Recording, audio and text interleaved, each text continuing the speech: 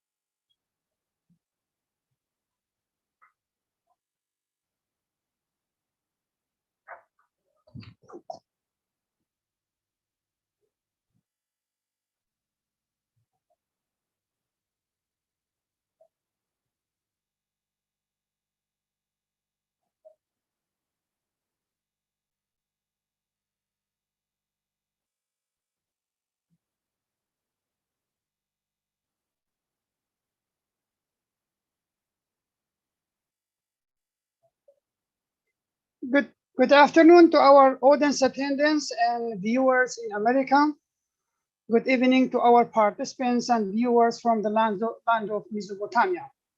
Today, Chira is taking us all the way to the land of civilization, the land that witnessed the first forms of life and human beings' existence.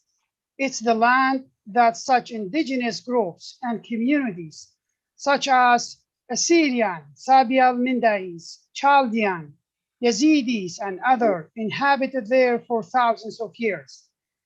Among these indigenous groups is the Yazidi community, the community and people during their history have been attacked and massacred 74 times for nothing but their history, their land, their religion, and their ritual and their community rituals and traditions.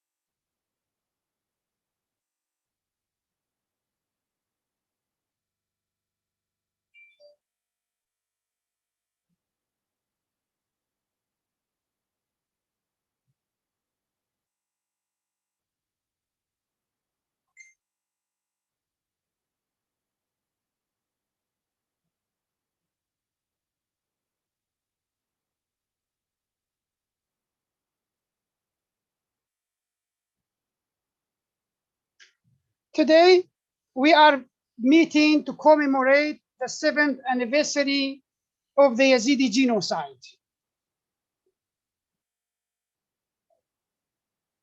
First, we would like to give a time for our guests to introduce themselves by answering, let me just share that with you guys, by answering such questions as, what's your name? Where are you from? Why you are in this event? I will share that with you guys. And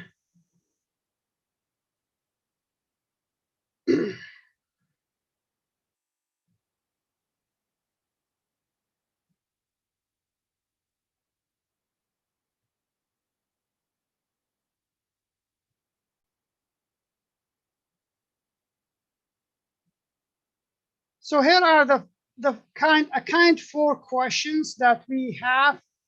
What is your name? Who are you? From where you are joining us? You could mention the, the village, the city, the country, since this event is an overseas event, and why you are joining this event. Let's start with our guests and who want to volunteer to take the first opportunity. How about Lian? I saw that you were among the first people who joined us. Can you unmute yourself, Lian, and share a little bit about yourself? Sure. My name is Lian de Zuusmoed-Wemhener. We can't hear you, Lian. You can't hear me? No. We still can't hear you. But I have opened my. Am I the first person who's having an issue to hear Lian? I can hear you, but yes, we see her and we can't hear her. Okay. It's okay with us. My loudspeaker is on. I got it. The issue was on my side, so sorry for that. Go ahead. Okay. My name is Liane Süßmuth-Bemhöner. So I will do it again. I would really like to know a little bit about the people who are with us today. And we have a kind like a 4 question for our guests to answer these kind like 4 questions to let us know about who they are and where they are from and why they are joining this evening. So let's go ahead first with Liane. Okay. My name is Liane Süßmuth-Bemhöner. I'm always together with Yazidi in my region and in Iraq from far. And some of you guys... I think we still have an issue going on. So why we can't hear Liane? We hear her, Mr. Azad, we can't hear her. Okay, let me check on my side to see if there is... Kamal, what is the matter? Everything is good. Yes, we can hear you. You can hear me? Can you guys hear me? The voice is clear now. Yes, we can hear you. Yeah. Mr. Azad. Then why I can't hear you? The problem at you, I think. Azad, if you want, you can take off your... Okay. If you want.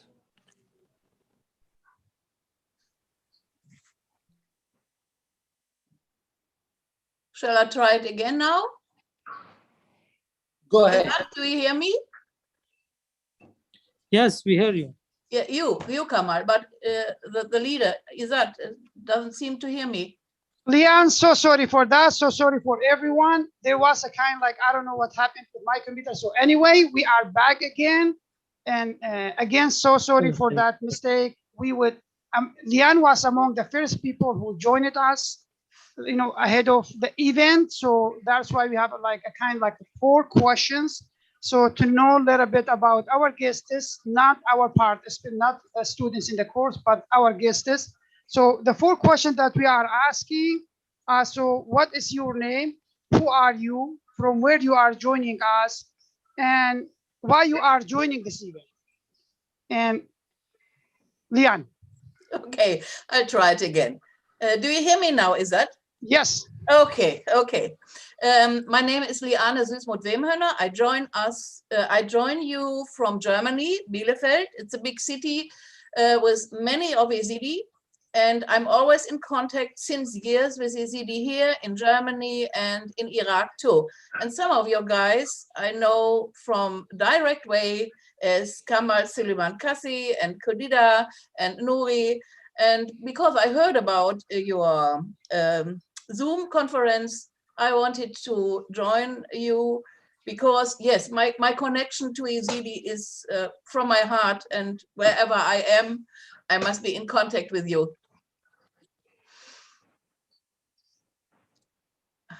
Thank you so much, Liane. It's our pleasure to have you on this platform to be supporting us and during these sad and sorry days. And I will look at I would look at my screen, and I will just look at who is with us, not our students. So on the other corner, I have Ashti Haider from Lincoln, Nebraska. Ashti, can you unmute yourself and share a little bit about yourself answering those kinds 4 questions that I asked? Hey guys, my name is Ashtil Haider. It's nice to meet all of you. Today is I'm joining you from Nebraska, Lincoln. I'm from United States. I came to United States 2016, and it's been such a pleasure that Izzat invited me to this great community and to see a lot of young leaders that are trying their best to be the future of our Yazidi community. And I'm a college student as well. I'm going for dental school at the University of Nebraska, Lincoln. And I've done a lot of stuff in terms of like leadership and like trainings. So I'm so proud of all of you. And this is a great opportunity for all of you to grow like in terms of leadership skills and empower other people. And this is so great to see all of you. So thank you very much for the opportunity.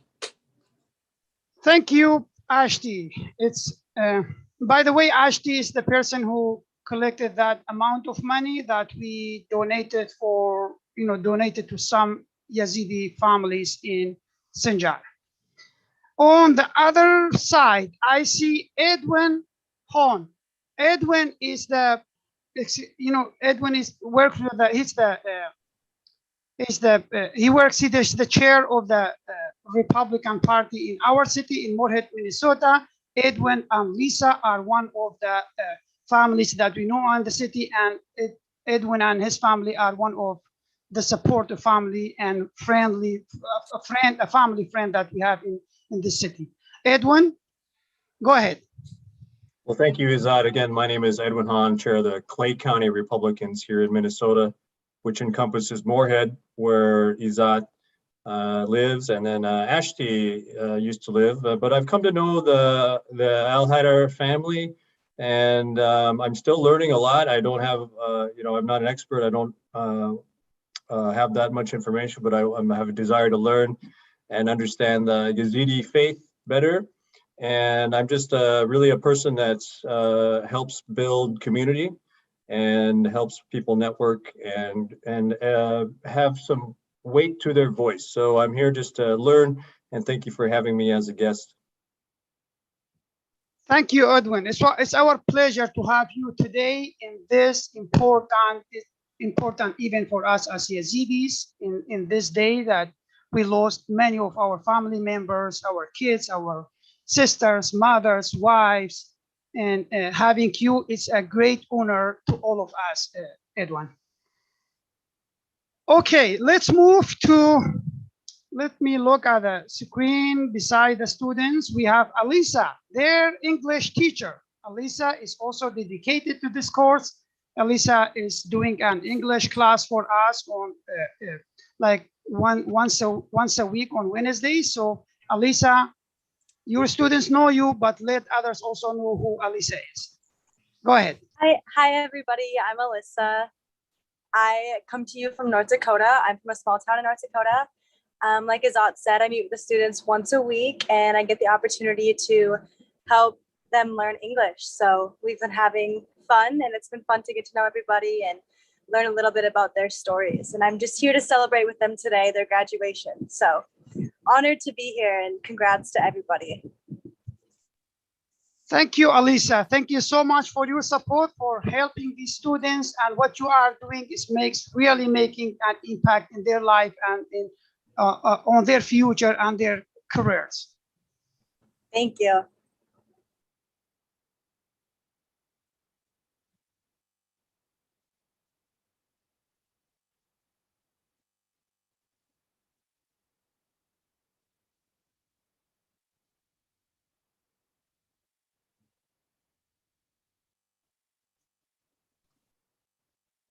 Izzat, you're on mute. We can't hear you.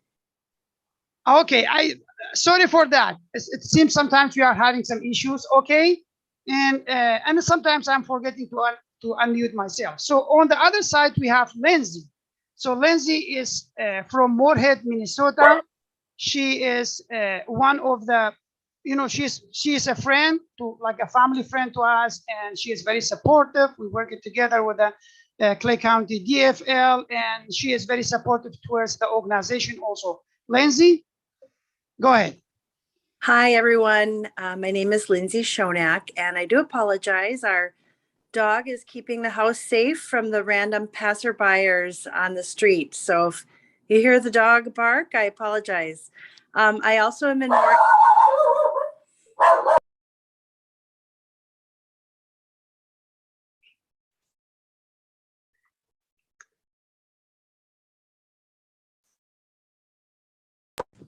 apologize. I am in Moorhead, Minnesota, and Izzat is a person I consider a dear friend. And we also are in the process of painting some rooms in the house. So I've been kicked out of what has been the office today. So a little bit discombobulated, but very happy to be here and support you, Izzat, in the work that you're doing. And thank you for the opportunity to be here. Thank you so much, Lindsay. And we as also as a family and as one of the leaders working in the community, it's my pleasure to know such a great person like you. Okay, let's move to the, okay. Let's see. Basim Khalaf. I believe it's Basim Shashu from Lincoln, Nebraska. Basim, and mute yourself and let us know who you are. Okay. Hi, everybody. This is Bassem Khalaf from Iraq, Shingal. I live in Lincoln, Nebraska. It's nice to meet all of you. If you have another question, I can ask. I can answer. Basim, why you are joining? So where do you live now, and why you joining us today? I live in Lincoln, Nebraska. It's my pleasure to joining you. Thank you so much, Basim. Basim is one of the persons when I ran for Moorhead Schools. He stretched the hand of help from Lincoln, Nebraska, which is like 7 hours away driving like from our area, but he still stretched the hand of help for showing support. And he's a friend. I met him last time when I went to Lincoln, Nebraska. We had a great conversation talking about the Yazidi community. Now let's move to another person. I see Asima Suleiman. Asima Suleiman, can you unmute yourself and let us know who you are?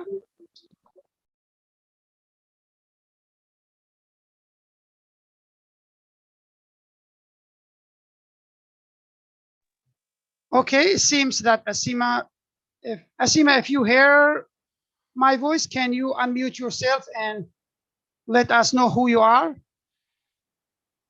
Okay, we will move to Kale Azad. Kale Azad, Yeah. can you please let us know who you are and where are you from and why you are joining us today? Okay. Hello, everyone. It's good to see you here. I'm Kale. I'm from Halabja, and I'm a student. I'm a college student. It's a pleasure to be here with you. One of my friends in another community, virtual community, we are together in a program. She sent a link and said that we have a meeting, a conference about SD and genocide and something like that. I interested in it, and I would like to know more about SD religion and the genocide case of the SDs. Thank you so much.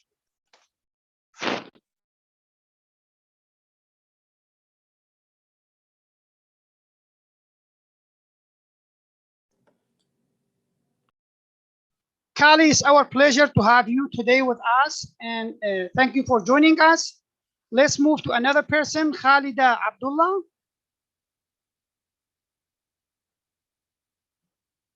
Okay, I think Khalida already left. Anyway, I have a person with a letter L, capital L. Can you unmute yourself and let us know of who you are and why you are joining us?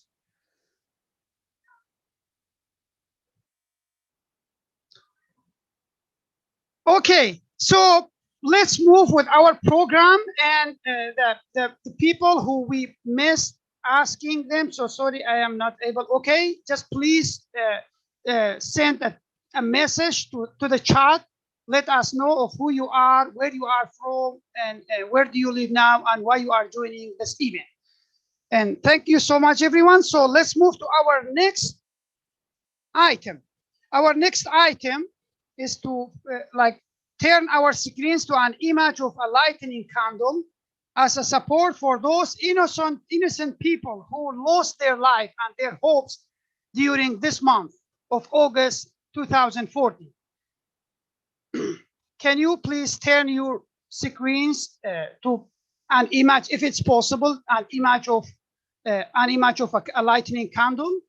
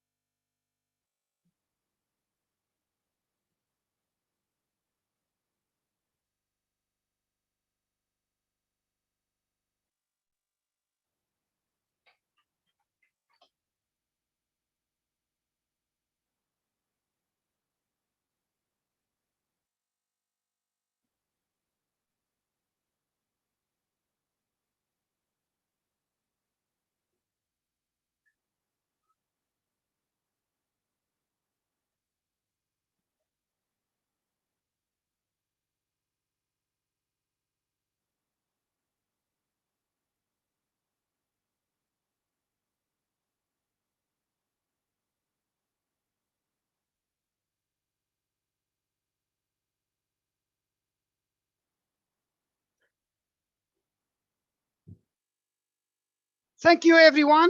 And again, with the same idea, some issues sometimes going on with the computer. So sorry for that. So let's move to the actual part of our program and asking our, our students to be ready. So before doing that, let me share just one slide with you guys to remind of you of the attendance of some rules that we have for today's for this event. So first, please stay muted unless we ask you to ask a question or like to speak, sorry. If you have a question, you can write in the chat or raise your hand, and whenever it's possible, we will let you know, like allow you to speak. We cannot interrupt the presentation till it is done. And also, we have like, the internet issues, and especially for our presenters, if like something like the internet issue happen, we might, take, like another alternative, like, move it to the another speaker, and then come back again to that speaker. So if something happened, no worries at all. Okay. So let's first, let's go with the Chira's words. I will be sharing Chira's word for this event and why we are doing this event. So first, like the Yazidi genocide in 2014 was the reason behind creating Chira Global Development Organization.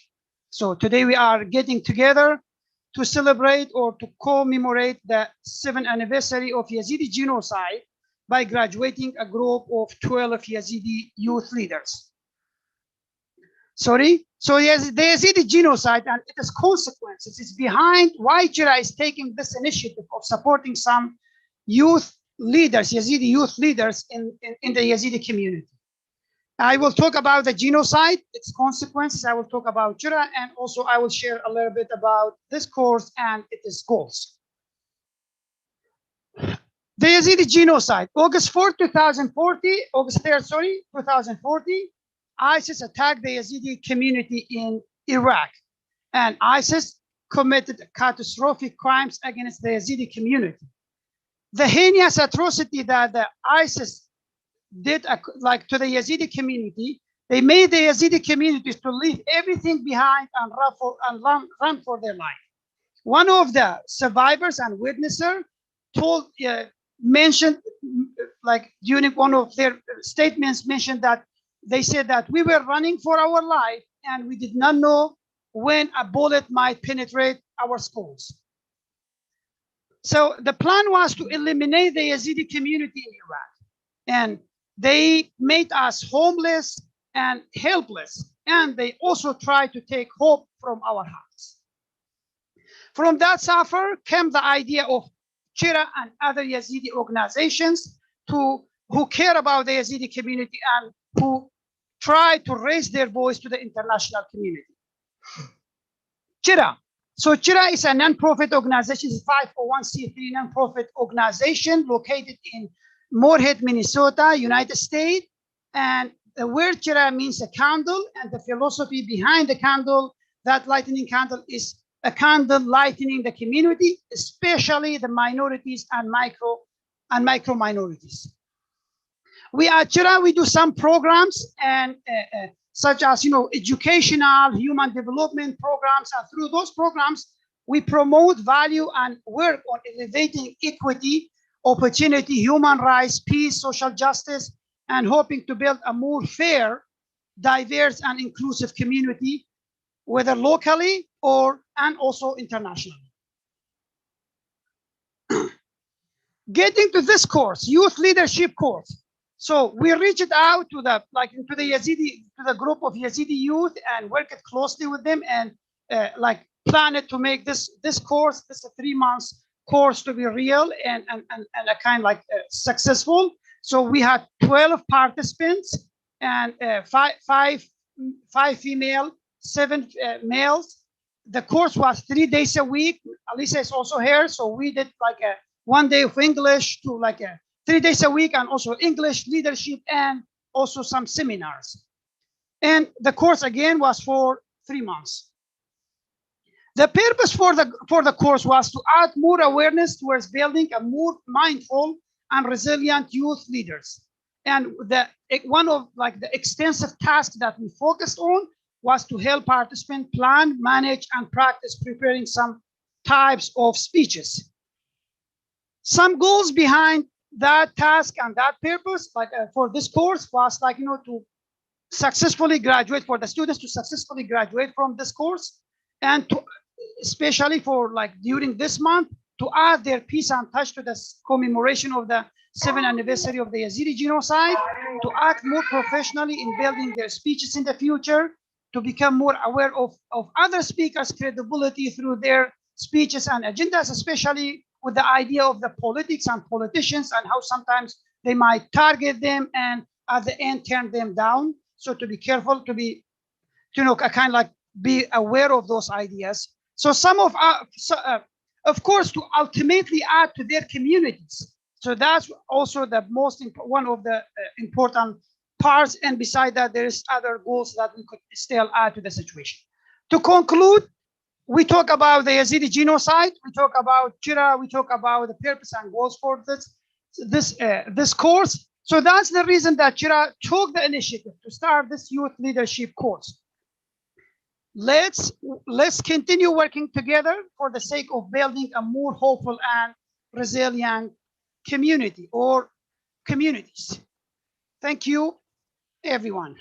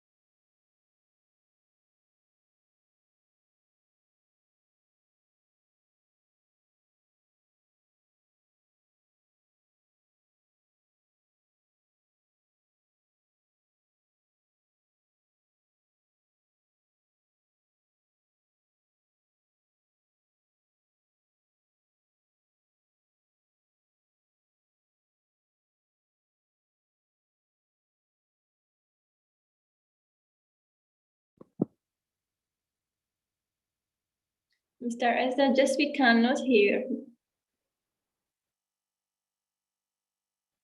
Now it's time to move to our first graduated speaker.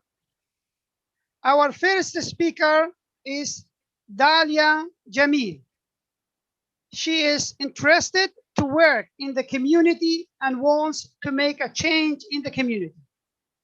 She compared herself to a phoenix bear. She said that when I fall down, I rise again for the difficulties of life. Dalia's speech today is about Ida Seresale, the Yazidi New Year. Dalia, let me find you first. And okay, Dalia, you are a co-host now. Go ahead whenever you are ready.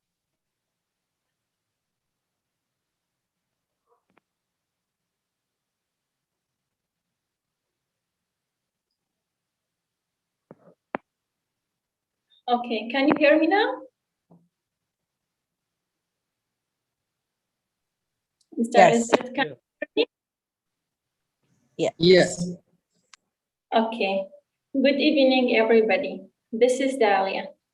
Today, I'm going to talk about a very interesting topic, which is the Yazidi New Year, or as we call it in our own language, Charshama Seresal. Do you know that Yazidi believes that Their new year is the beginning of the creation of the universe. I'm asked so many times, what is the Yazidi New Year? Therefore, I want to take this opportunity to provide you with some details. We as Yazidi celebrate this holiday with love, forgiveness, and happiness. According to Yazidi calendar, the first Wednesday of April commemorates the earth formation and life's creation. Also, Yazidi believes that the king of angel, Taus Malak, descended to the land that was a mirage, to turn it into a living land of water and dust, and in which spring grows out with its colors. In other words, according to Yazidi methodology, Yazidi believes that Earth started to be created on Wednesday. That's why we as Yazidi celebrate our New Year on Wednesday. In the Yazidi New Year feast, Yazidi performs some rituals and celebration. For Yazidi, the day starts on sunset and ends on sunset on the following day. That's why we as Yazidi perform our rituals at sunset on Tuesday, and our feast ends on sunset on the following day, which is mean on Wednesday. Also, on Tuesday evening, Baba Sheikh, the Yazidi supreme spiritual leader, with some other religious people, attend to Lalish temple, and they reciting religious verses, and the other people just listening to them silently. As I said, they light candles that are made out of 367 wicks, representing each day of the year. After knowing about the Yazidi New Year rituals, and celebration, let us come to the symbols that we have in this year. The first one and the most important symbol that we have is egg.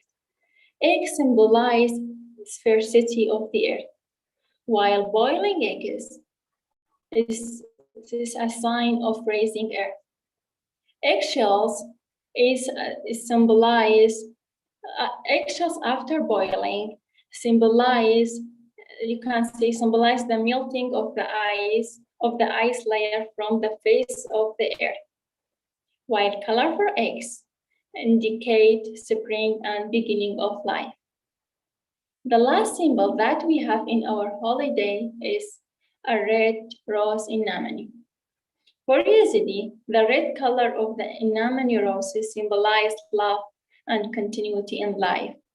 And we as Yazidi hung red roses in 3 places close together to indicate the 3 months of spring. Also, we as Yazidi consider April as the bride of the year, and we are not allowed to cut down trees during this month and dig the ground because this distorts nature. And as to sum up, I discussed what the Yazidi New Year means. I also refer to the symbol, rituals, and ceremonies that we have. We as Yazidi, like there are more ceremonies, rituals, and symbols that performed by Yazidi, but they have been changed and forgotten due to their ancient history. Thank you for listening. That was my speech or my presentation. Thank you for paying attention. And here are some references. If you like to know more about the Yazidi New Year, you can check them out. Thank you again. Thank you, Dalia. Thank you so much for the great presentation. By the way, Dalia, and we have another speaker also, Sam'a. Both of them, they did their presentation about the feasts, and then after those 2 presentations, we will move to the other presentation that talk about the Safar and what happened and what the ISIS did to the Yazidi community. So now let's move to our second presenter. Our second presenter is Sam'a Saeed. She is a student at Biology Department, University of Zakho, Iraq. She works with an organization as a cleaner and groundkeeper. She participated in a program called International Exchanging and Accounting course with Paper Airline Organization. She wants to do her master in microbiology. She compared herself to a mountain that endure all conditions to achieve her goals in life. Her speech is about Batismiya Eid or the Batismiya feast. Sam'a, whenever you're ready. I will co-host you now and Yes, I'm ready. go ahead. You are a co-host.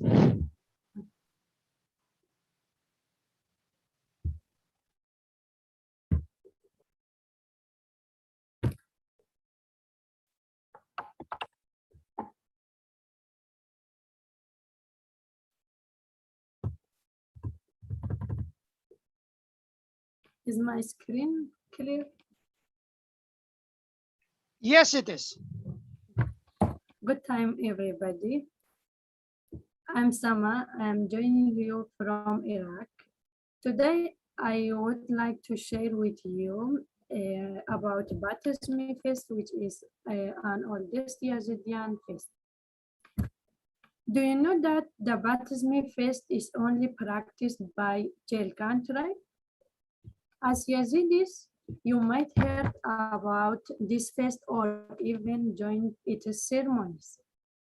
To learn more about this fest, Batismi, I decided to make an interview with some people from Jelkan tribe to better know about this fest and make a presentation about it.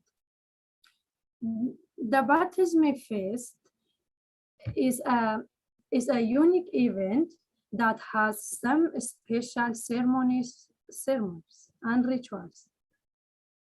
In this presentation, I will talk about baptism and its ceremonies. Now in my topic, I will talk about baptism. Do you know what is baptism? Baptism is one of the oldest Yazidian Eid, which has historical roots. Its history goes back to Sumerian ages, and the most of Yazidian religion throughout the world celebrate this event. This celebration continues for 7 days, which begin on Sunday and ends on Sunday of next day. And each day has its own ceremonies and rituals. Now let me show or tell you about ceremonies and rituals that they do during these days. First of all, Jelkan tribe fast first 3 of these days. On the last day of fasting, which is the 3rd day of baptism, all Jelkan family slay an oblation. It could be cow, sheep, it depends on Jelkan situation as an offering to their rituals. During the days of fast, all Jelkan family make a special type of food and distribute it on all their neighbors and poor people and families. And during the days of fast, many people of Yazidis and others visit them. And according to these days, in the night of Thursday on Friday, the Jelkan families don't sleep overnight, which is called the night of the ability. They make a special dove called Khawlera. In this night, many people participated in the process of making dough and helping them, and later left as preparation for the feast. And also, do you know there are some symbols which made by Jelkan families through these days, which are Jira, Khawra, Tigboret, and Turi. And each of these has its specific meaning. I will let you know about the meaning of each one. Here we have Khawlera and Bri.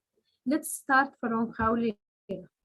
What is Khawlera is a dough made by some specific Jelkan families during the days of feast, and pieces of that dough will later be distributed on all Jelkan families. And they use it as a yeast for their own dough and later their Batmillas. And here we will move to bread. You can see here in the picture, bread or thick bread. All Jelkan tribe make it during the days of fast and use this hawlera as it is yeast and apply sheep fat on it and also engraving it by special comb. And here we have jira and thread. You can see here jira made from white clean fabric by Jelkan families. And all Jelkan families light jira every night. It symbolizes the sunlight. And the last one, which is thread or sacred thread, here in a picture, it made from red and white threads. And it used as a symbol of community for protection and treating from disease. And now I talked about baptism feast. To conclude my presentation, we talked about baptism and its symbols and ceremonies. We informed you that baptism feast is a unique event that has some special ceremonies. And you must visit Jelkan families in these days to taste that delicious loss. And thank you so much for your attention. This was my presentation. Thank you so much, Sama. Thank you for your courage. The topic that you talk is a very complicated topic, and researchers, we need, like a specialized researchers in the religion and theology to talk about those. But you, as a youth leader, you took that responsibility and decided to tell us about that feast and to take us through those symbols. Thank you so much for your presentation, Sama. Thank you. So now we will be moving to our third speaker. Our third speaker will take us, like it will turn our direction towards the other presentation. Our third speaker is Hassan Ilyas. He is a student in College of Basic Education English Department in Iraq. He taught English at primary and secondary schools. He compared his passion to a symmetry of memories. He also compared himself to a snake that is safe and peaceful until he feels that he is disturbed. His speech is about ISIS ideology. Hassan, whenever you're ready. Okay, Mr. Let me Hello? first co-host you. Yep, let me co-host you, Hassan. Okay, Mr. You are a co-host, Hassan, so go ahead.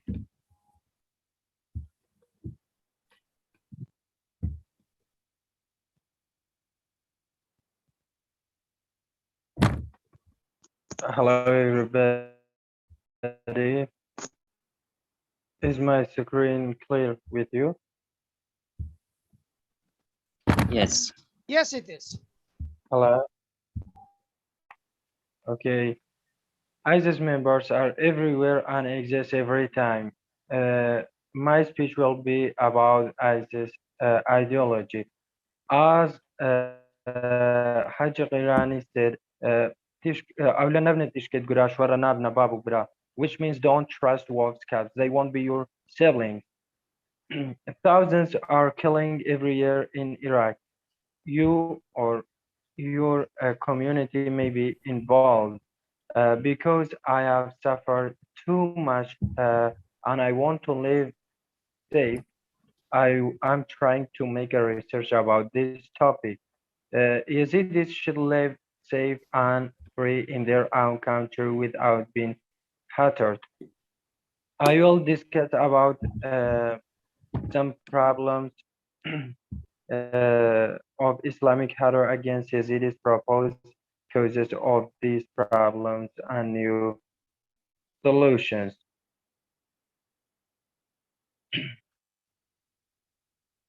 The first problem, let's start by discussing the problem. Killing Yazidis to force them to convert to Islam is the biggest problem actually. Many times the Iraqi government joined Ottoman Empire to kill Yazidis and to commit genocides against Yazidis, and also the Persian used to do the same to kill Yazidis uh, because we are not Muslims. The second problem is that the radical and extremist groups and their ideologies against uh, Yazidis. Those radical groups and their ideologies in the area are always a threat to our community, which is Yazidis community, such as Kechala, Khatuniya, Juhaish, Bumatewet, Tatan, and other tribes from Sinjar, Ba'aj, Talafar, and Mosul. All their agendas is to kill Yazidis and commit genocides against Yazidis. After we have discussed about the problems, now I will discuss about causes. Uh, uh, Most of Mosul and Baghdad, all their men joined Ottoman and Persian empires to commit genocides against Yazidis. 74 times, 74 genocides from 1570 till 2014.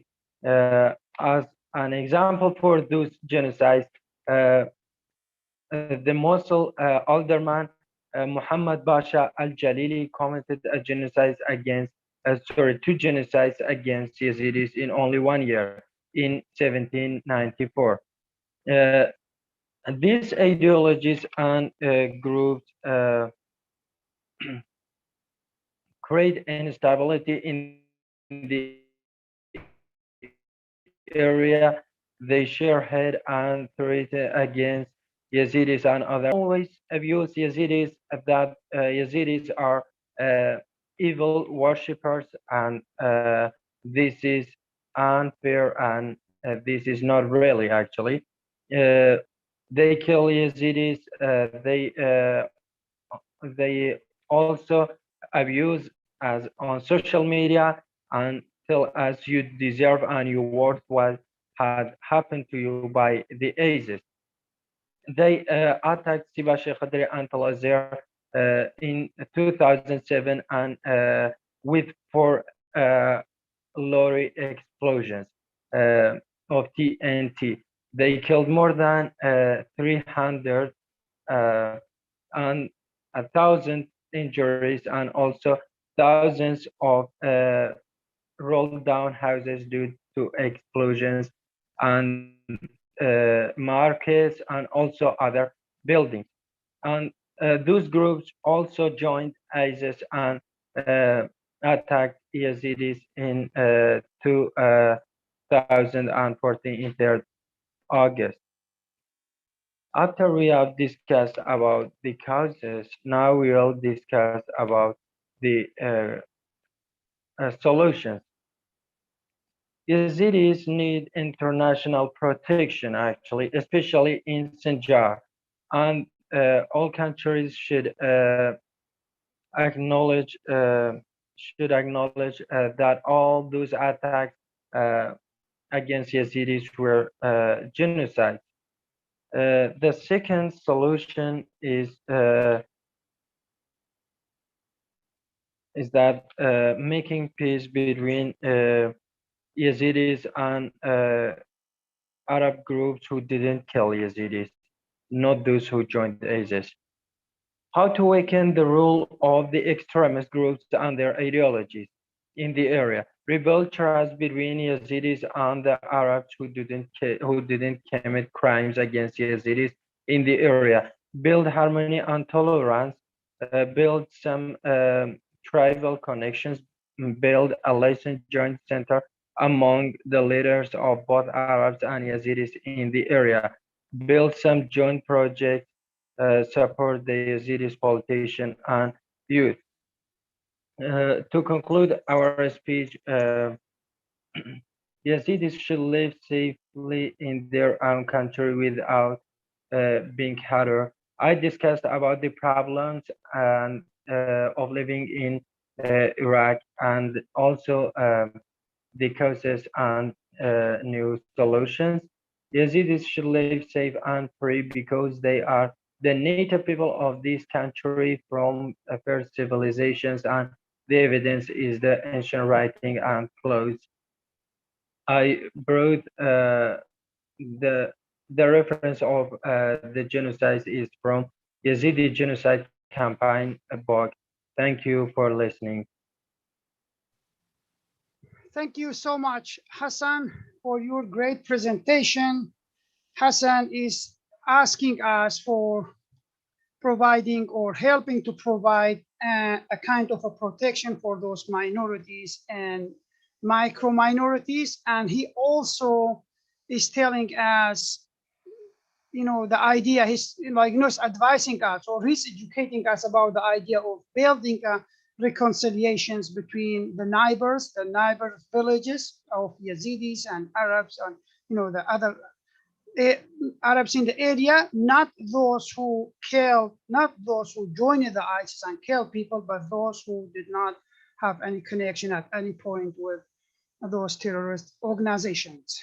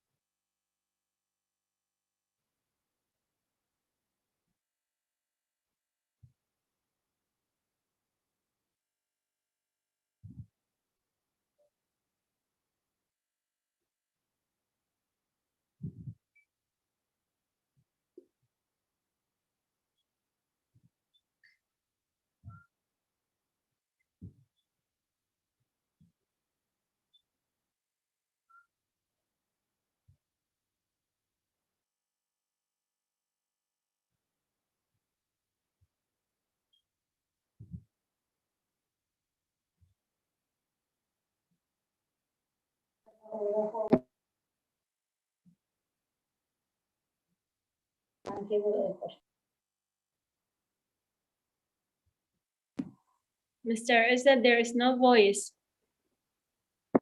Okay. No worries. Okay, now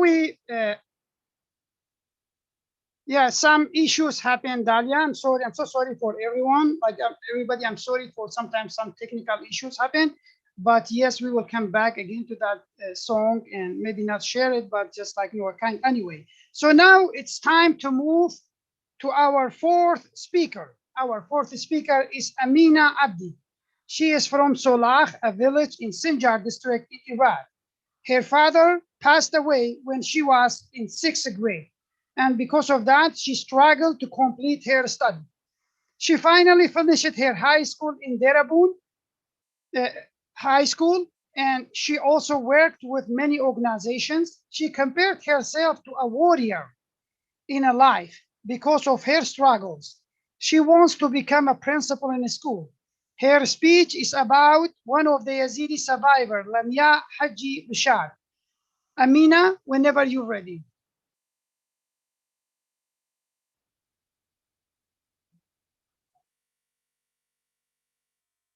Amina, you are a co-host now.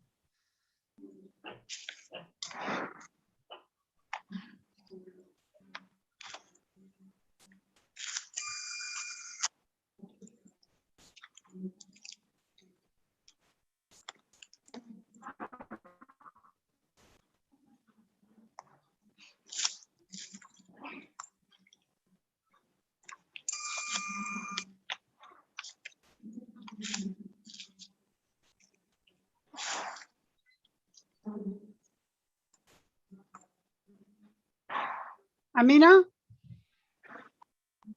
Sir, there is a problem with my presentation. Is it fixable? Can you do it like as soon as possible, like 10 seconds? Otherwise, I could move you to the next, as a next speaker. I can't share now. I may share like a PDF. It's okay. Yeah, go ahead. No problem. Share a PDF. Share it as a PDF. Could you, sir, move to other speaker until I get done No with worries this? at all, Amina. Work on Okay, that. sir. We will come back at you. Just send me a text, like a message in the chat, and I will get back to you after that. Okay. So since we have, as I mentioned at the beginning, we might have, most of these students are, the presenters, they are using their cell phones to do their presentations. And imagine how hard is that. I mean, let's move to our next speaker. Our next speaker is Nouri Bakr.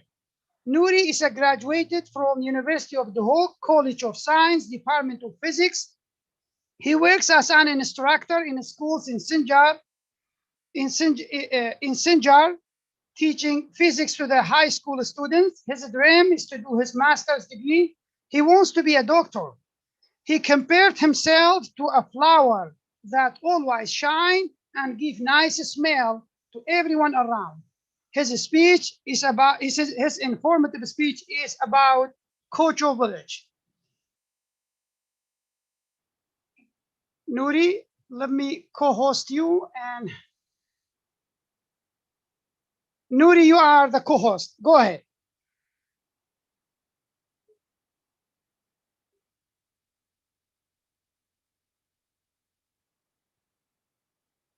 Nouri? Nouri?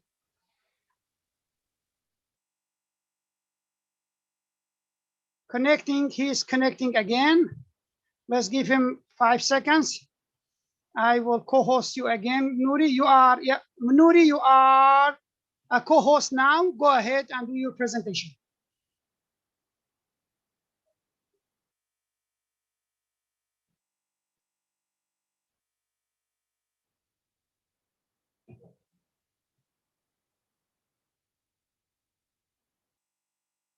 Okay, so, yep, good.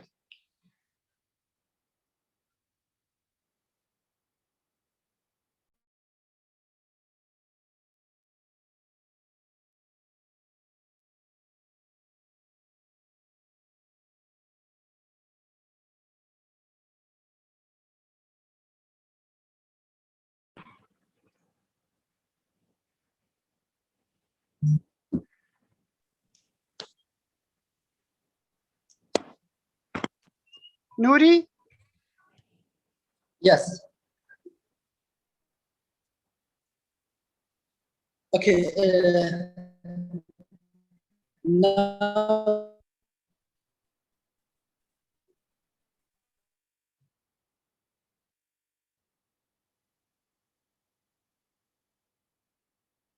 Okay, Nouri?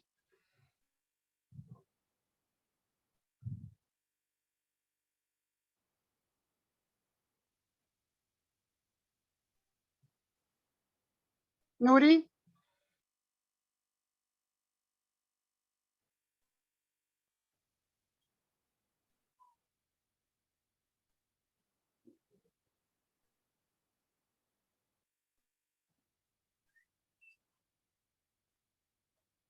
Nouri, Nouri, can you stop sharing? So let's, if you think that, okay, so let's move to another speaker, and then we will come back to Nouri and Amina later. So let's go to Kamal Suleiman Qasim. Kamal, he is from Tel Azair village in Iraq. He graduated from University of the Hague Technical College of Sheikhan. He worked as an instructor at Kabartu Camp Preparatory School. He wants to follow his master and later PhD. He compared himself to a train that always ran for life and work. Whenever you're ready, Kamal. Thank you, Mr. Azad. And by the way, before that, Kamal is doing a commemorative speech about one of the Yazidi life who sacrificed his life and got killed by ISIS defending his people during their crisis, during their crisis at the time of the genocide. Go ahead, Kamal. Thank you, Mr. Azad. Good time, everybody, wherever you are. It's an honor to be with you today in this class and live. I'm here today to give my speech about one of Yazidi leaders who sacrificed his life for his community during the Yazidi genocide of 2014. In 1957, one of heroes of Yazid Khan was born, the Lion of Shingal Mountain, Sheikh Khairi Sheikh. Today, we have to remember the person who sacrificed his soul for Shingal and Yazid Khan, for every part of Shingal land, who fought against the most powerful criminal organization in the world, ISIS. Sheikh Khairi was secretive, did not reveal secrets, was an adventurer and a fighter, not to be underestimated at all times and adversities. According to the book, Determination and Steadfastness and Heroism, it comes in Arabic, Iradat wa Sumud wa Batula. It said that Sheikh Khairi killed tens of ISIS in one battle. And he was like a lion and eagle in the battlefields. This leads to how the heroes now to write their names in the battlefields and history. Sheikh Khairi was fighting against the most powerful criminal organization in difficult times and bad situations, such as stormy weather and in the darkness at night. For Lion of Yazid Khan, we remember your successive victories against the barbarian enemy.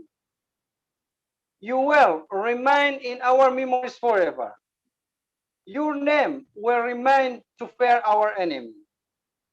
We will tell your story to all Yazid Khan children. For soul of Sheikh Khairi, for Lion of Shingal Mountain, thousands mercy to your soul, who lived as a hero and died as a hero, Sheikh Khairi Sheikh. Thank you very much.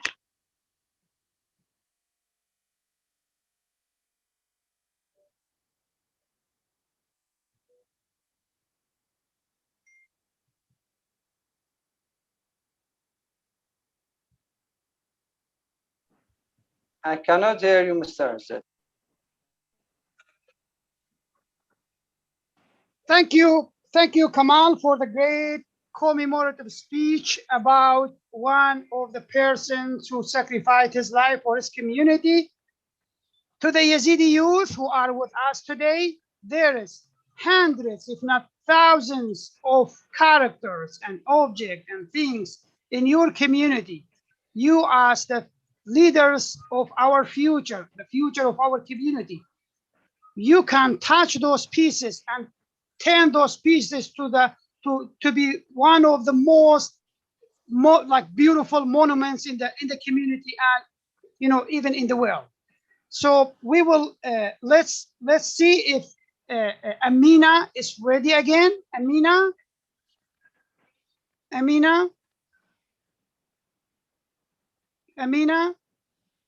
or Nuri. Nuri, do you think that you are ready by now? Yes. One of you? Okay, let me co-host you, Nuri. Yeah. And no worries. Whatever it happens, no worries. We know about your situation and the difficulties and everything that I mentioned, the internet, the cell phone. Go ahead, Nuri, you are a co-host. Okay.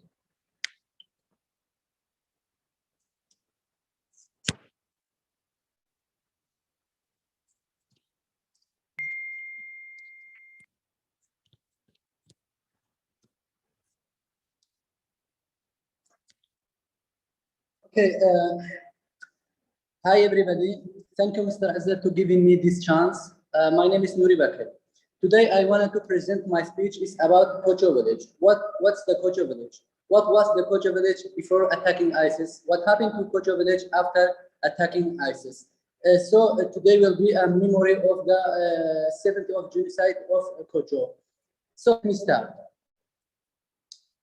Kocho is not a name to sad movie, but a real Yazidi village which was eliminated by ISIS in 2014. Some of us might have a family friend or relative who were from Kocho and saw of what happened to them during the month of August 2014. To know more about Kocho village and also to help you to know what happened in this village, I decided to do my topic is about Kocho. The Yazidi village, Kocho, and its community were among one of the most impacted areas by ISIS in 2014. Today, I will let you know of what Kocho, and then I will some of their suffering stories during the genocide 2014. Knowing about my topic, now I will move to talk about the Kocho as a village.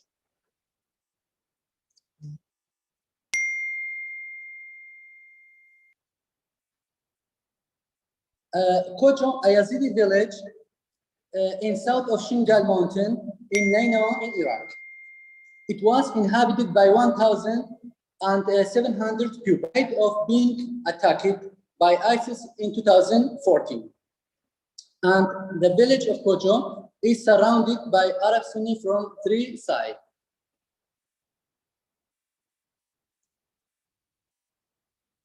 Kocho village, before coming ISIS, it enjoyed agriculture such as wheat, barley, and the rest, as well as a livestock, and inhabited lived a good life, and their economy depend on this thing. Also, before coming ISIS, the people of Kocho were celebrating their wedding. They were all the people, women and children, were celebrating in the party as if they were one family, as you see in the picture.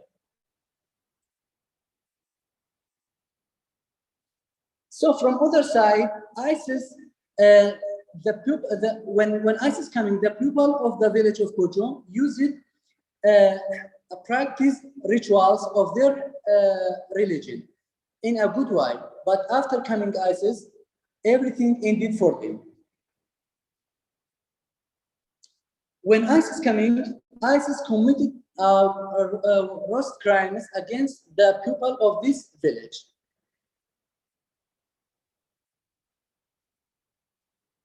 So they abducted a most of females in Kocho and committed most crimes against them, and then used them sexually. And all this statement according to Yazidi Media 24 television. The population of the village was 1,700 people.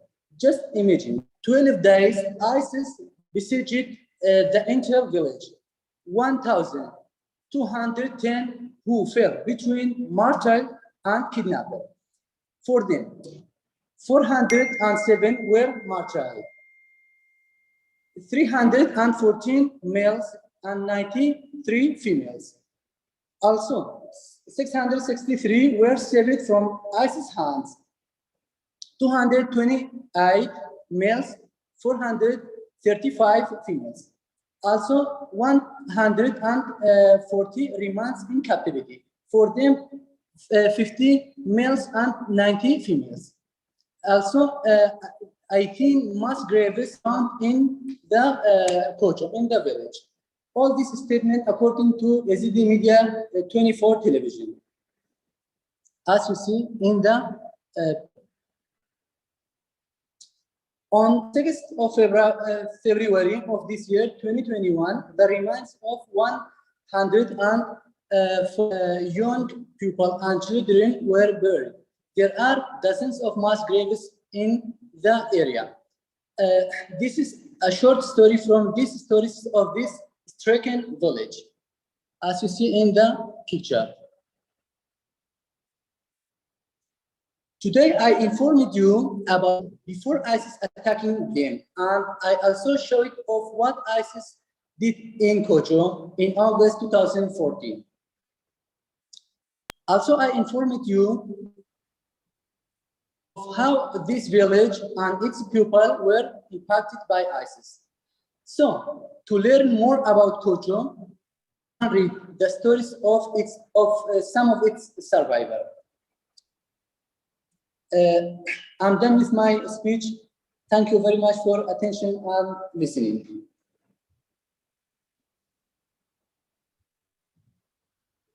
Thank you so much, Nouri Bakr, for the great presentation. As Nouri reminded us of what happened to the Yazidis in a couple of situations. In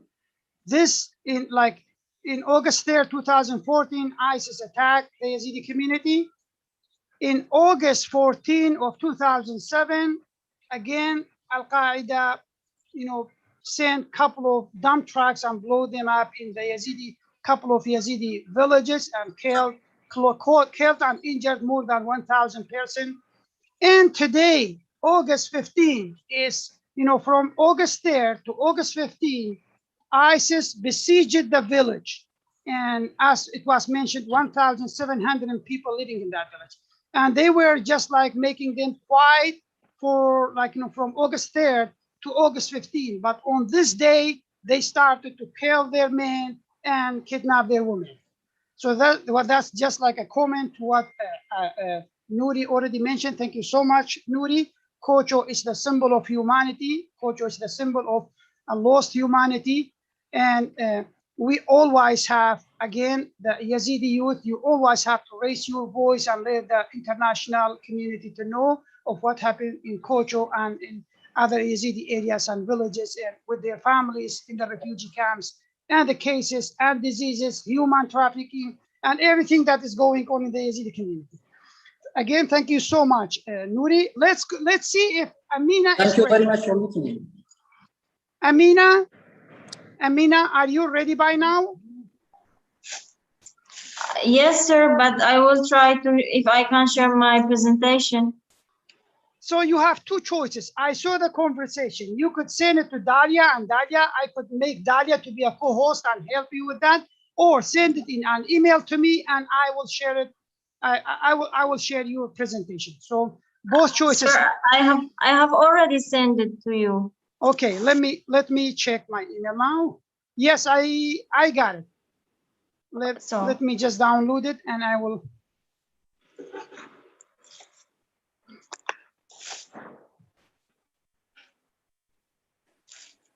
Okay.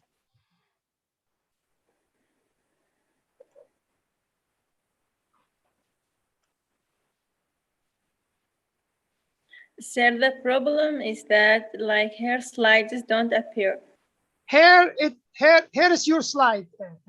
Oh, okay. Yep. So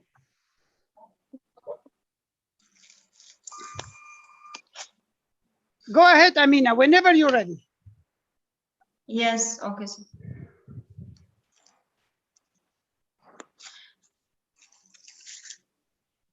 Good evening, good morning to all of you wherever you are. I am Amina and I am joining you from Iraq.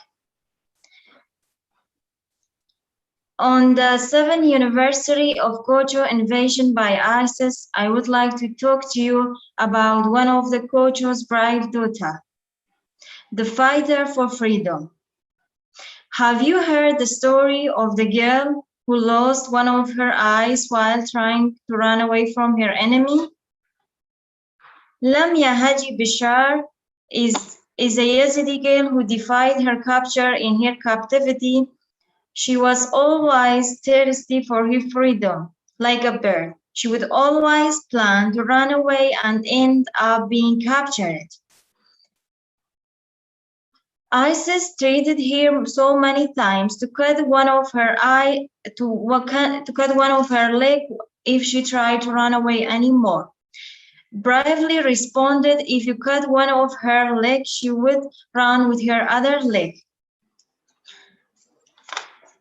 She's like a bird that could not accept being captive in ISIS captivity.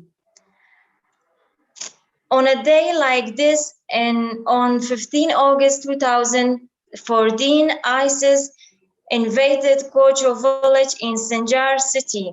They gathered all the villagers in the school, which is called Kojo school, including Lamia Bashar. They killed all men. They kidnapped children. They raped women. Lamia thought that this school will, she was proud that this school will teach her, and she will probably be studying in, but never know that this school will teach her blood instead of biology, shouting, sounds of weapon instead of physics, being treated as an atheist instead of religion class, staying in jail without water and food instead of geography, working on bombs visit instead of chemistry, thousands of missing, of kidnaps instead of mathematics, going through a tragic story instead of literature. Lamia Haji Bashar included in different massacres thousands of Yazidi women, and she never knew that the suffering of her age will be covered by black veil, and all women will be raped and bought, sold, and exploited as a sex slave. Finally, in April 2016, at her last time while she was trying to run away and be escaped from ISIS, she unfortunately ended up in a field full of mines. Lamia Haji Bashar and two of her friends ran over a mine and it blew over them. Catherine and Almas died at once, causing Lamia an eye and some other injuries.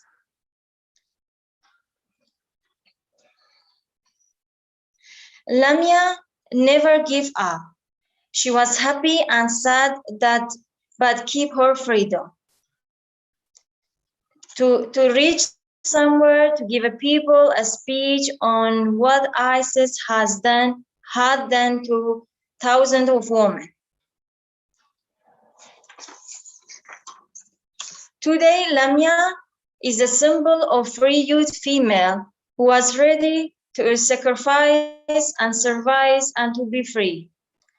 Lamia dedicated to her work as an advocate in Germany, raising awareness for the plight of the Yazidi community around the globe. Lamia, she's a role model for all of us, especially for young leaders who are fighting for social justice around the world.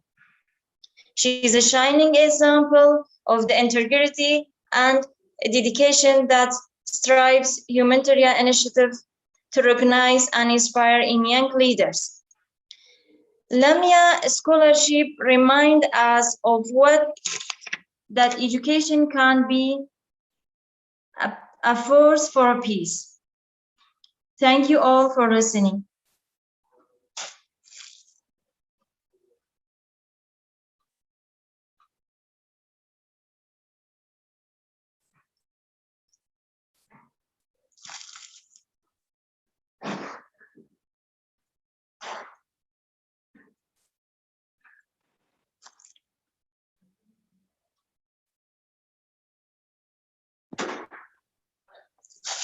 There is that you are unmute yourself. Thank you so much. Yes, I was trying to while I was doing the slide. So thank you again, Amina, for your great presentation. Amina and Lamia are telling us to never allow others to decide for us. They are telling us that we have to decide for our future. Thank you so much, Amina. And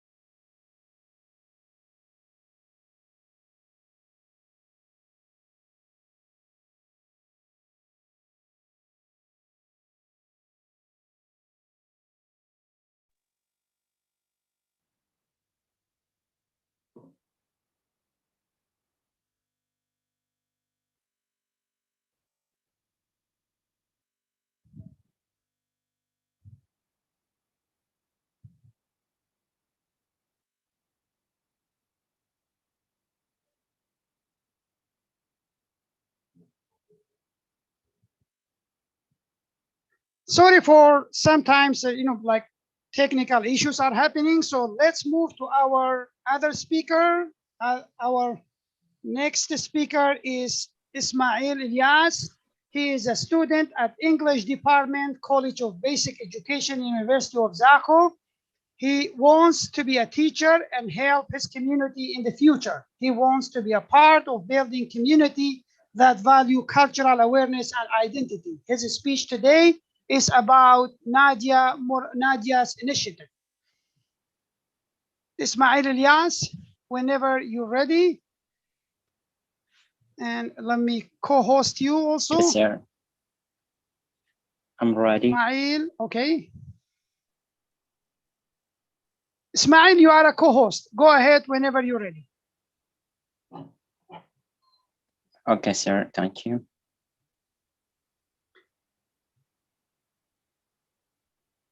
Okay. I see that there's another issue again.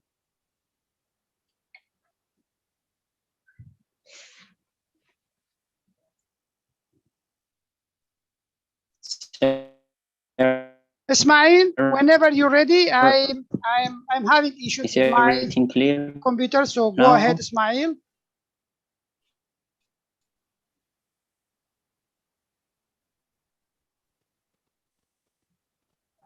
See clearly?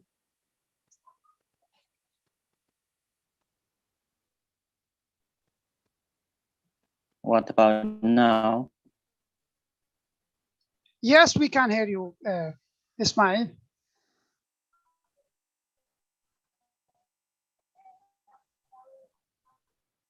Go ahead, Ismail.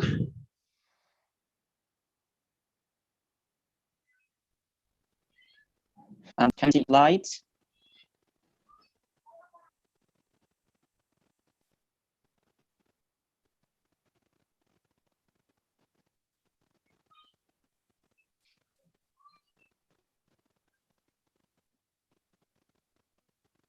Ismail? Yes, sir. We see your clear. Yeah, everything is clear. Yeah, your presentation is there. Just go ahead and present your speech.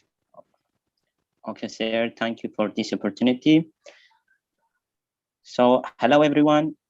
My name is Ismail. It is a great honor for me to be with you to deliver my speech about Nadia's initiative. So let's get started. So as my presentation is about Nadia's initiatives, I would like to give a simple introduction about Nadia Murad. So Nadia Murad, from an ISIS captive to an international human rights advocate. You all know Nadia and might even meet her, like as she was living in the refuge camp. You also are aware of what Nadia's initiative does for building our community and areas. To learn more about Nadia's initiative and work and future plans, I decided to gather about it and to do a presentation about communities and areas.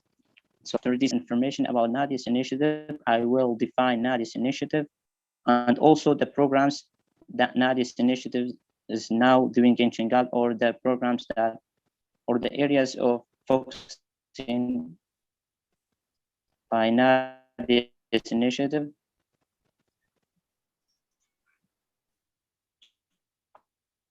For those who don't know Nadia Murad, this is the picture of Nadia Murad in addition to Nadia's initiative. Let us define Nadia's initiative. Nadia's initiative is a non-profit organization founded in 2018 by Nadia Murad that advocates for survivors of sexual violence and aims to rebuild communities in crisis. The launch of this organization was promoted by Sinjar massacre, a religious persecution of the Yazidi people in Sinjar, Iraq by ISIS in 2014.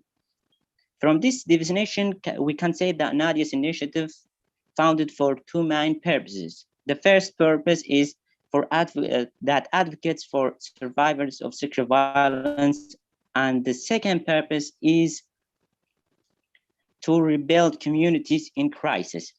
So Nadia's initiative's current work is focused on the redevelopment of and sustainable redevelopment and rebuilding of Yazidi homeland in Sinjar, Iraq. When ISIS attacked Yazidis and committed genocide against Yazidi people in Sinjar, they not only killed and kidnapped Yazidis, but also destroyed Yazidi homeland in Sinjar, Iraq, so that community could never return back. So, Nadia initiative with other partners and with the support of other organizations and countries. Now, she is launching some programs in Sinjar, like in the education field, women's empowerment, WASH, and other projects. So this is the next section of my speech, which is area of focus. The first area is Nadia, women's empowerment, Women. Nadia's initiative advocates to help female survivors and support their families and communities. You know, after ISIS attacked Sinjar and Yazidis, they kidnapped thousands of women. When they survive ISIS, they face difficulties, and they face difficulties in the refugee camps. So Nadia launched a women's program so that help women after they survive ISIS to live peacefully and to live in a good life. And now one of the goals of Nadia's initiatives is to create a world where women are able to live peacefully and freely in their communities. So as we can see in the picture, number of projects were implemented in Sinjar to help women after they survive ISIS. Second area of focus is education. Nadia's initiative recognized the importance of education plays in the long-term development and healing of communities recovering from genocide. Nadia's initiative and staff primary, intermediate, and secondary school throughout Sinjar in order that students can access to correct and right education. Nadia's initiative with other partners have implemented about 32 projects that helps students to go back to study in their schools. 30 initiative.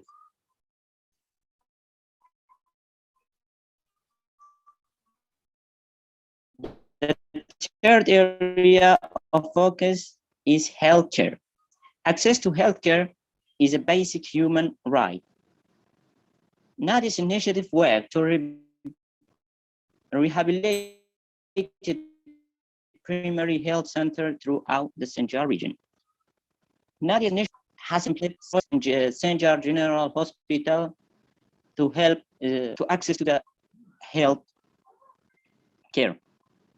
So, and the second program of Nadia's healthcare was, as you know, that all the world have suffered from the coronavirus COVID-19 and still suffering. Sinjar was part of that, as Sinjar was also suffering from this coronavirus. So Nadia's, since the outbreak of COVID-19, Nadia's initiative has implemented several emergency support projects to enhance Sinjar health capacity and sector.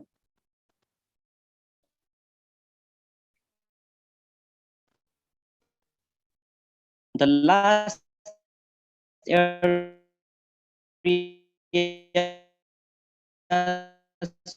of focus is WASH. Nadia's initiative work across Sinjar region to provide WASH to household farms, village.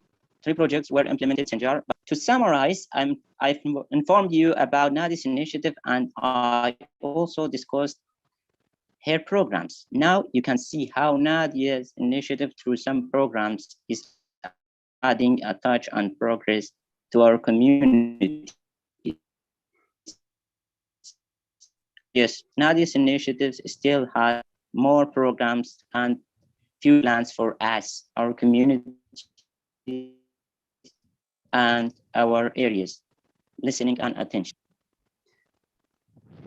Thank you so much, Ismail Ilyas, for your speech about one of the Yazidi survivors who turned her enemies' fake hope to a real hopefulness in life. She followed her goals in life and she turned from a survivor, from a captive in ISIS, like from a youth girl who had dreams in life and then later got caught by ISIS and used her as a sex slave.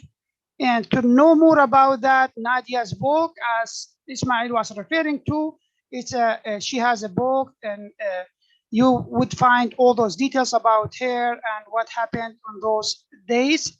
And then she turned her goals into an international organization, a humanitarian organization. And Ismail is telling us, support Nadia initiative because of what Nadia is doing for the refugee people in Iraq and for the minorities. Knowing about Nadia and Nadia initiative, now we will move to our next speaker. Our next speaker is Zedan Khalaf. He is graduated from University of Zaho, College of Basic Education, English Department. He compared himself to a book that how much you go further, you learn more. His speech is about the impact of ISIS on the Yazidi children.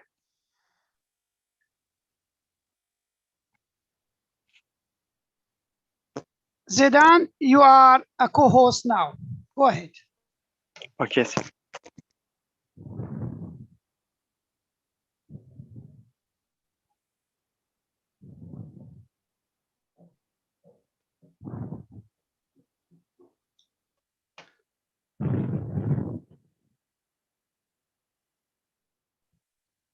And by the way, from the background of Zedan's picture, while he's preparing, he still lives in the refugee camp, and you could see from his background, the background of his camera.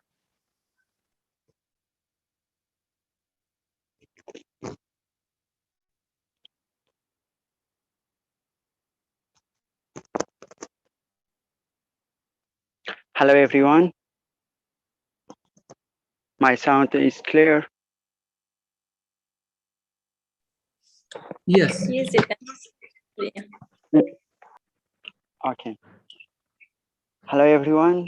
I hope that all of you doing well and in the good health. So my name is Zedan Khalaf.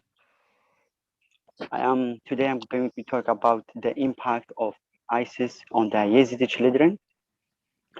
I will talk about the consequences of the Yazidi genocide, and then I will talk about the impact on detained Yazidi children.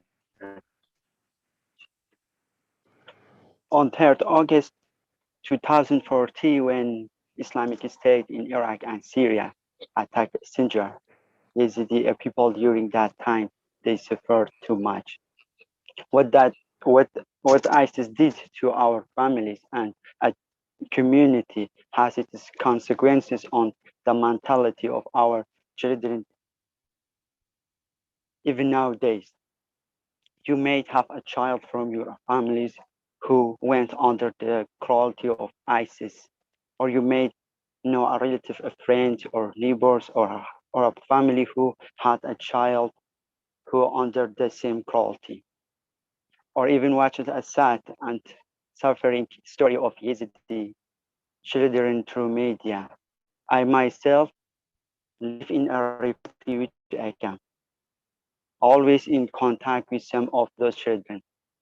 Also collected information about their cases from different sources, the impact of the genocide on the mentality and the future of Yazidi children.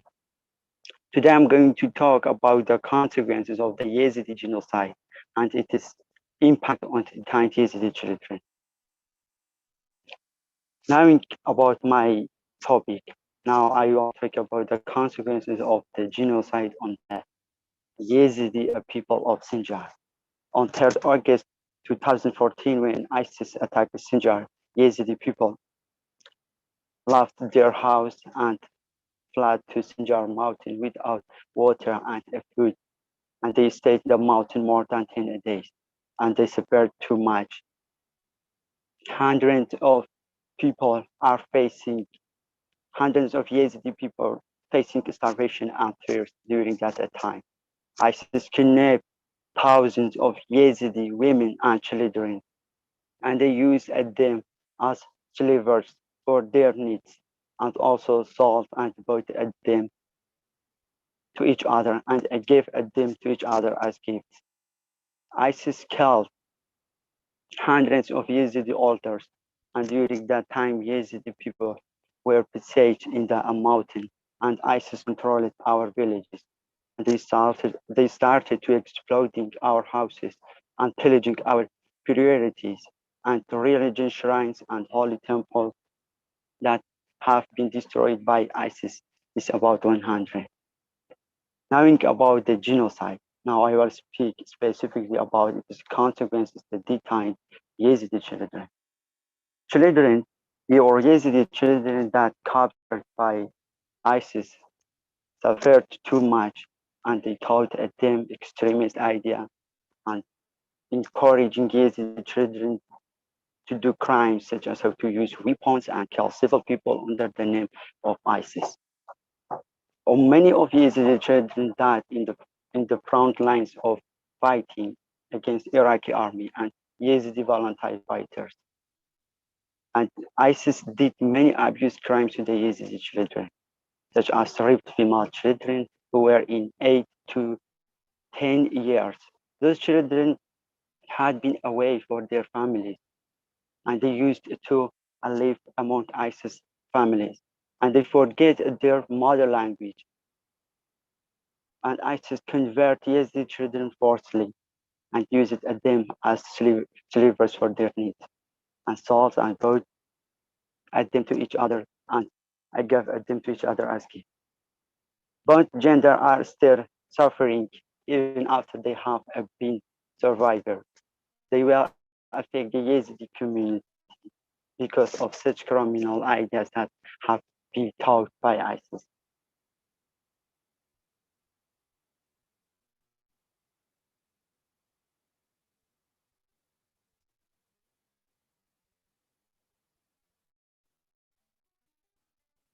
Sorry about that. So I informed you about the consequences of the Yazidi genocide. Also showed its impact on the detained Yazidi children. This was the impact on the genocide on the mentality and future of detained children. To redirect and bring them back to their normal life, we must dedicate enormous and effort at time. And thank you for listening and attention. Thank you so much, Zaidan Khalaf, for your great presentation and by telling us what ISIS and such terrorist organization like ISIS still keep, like affecting the future of our kids and how they turn them down. Knowing, let's move to our next speaker. Our next speaker is Khudeda Sabri. He is from Tel Azair in Sinjar in Iraq. He graduated from University of Duhok, College of Sheikhan, Medical Laboratory Technology. He works with an international organization for an awareness of diseases. He compared himself to a mountain that cannot be shaken by wind. His speech is about the statistics. We had a speech about the statistics of people in Kocho village. Khudeda is doing a statistics of the people of the Yazidi during the genocide. So Khudeda, whenever you're ready. And let me co-host you also. You are a co-host, Khudeda. Go ahead. Okay, just a minute.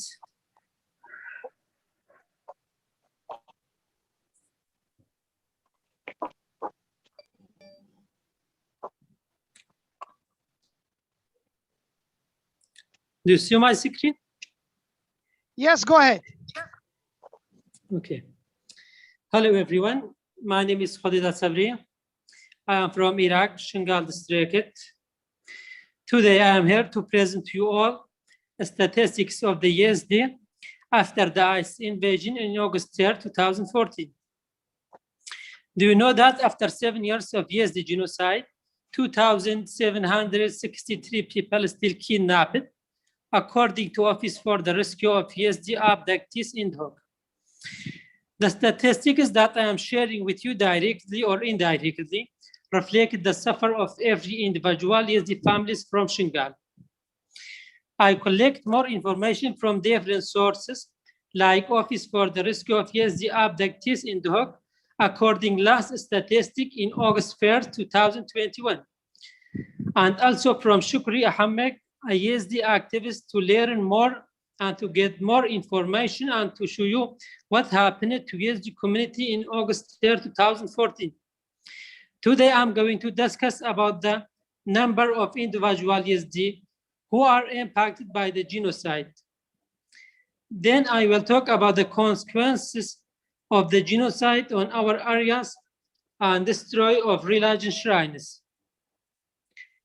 Knowing about my topic, now I will talk about the consequence of genocide on the individual Yazidi.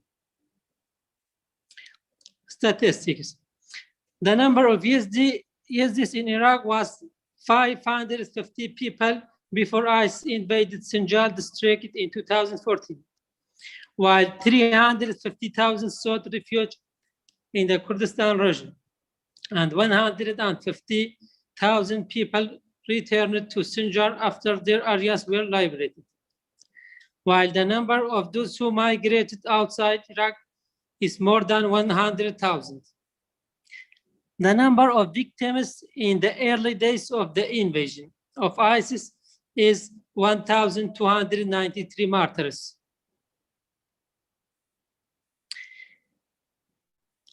Kidnapped and survivors.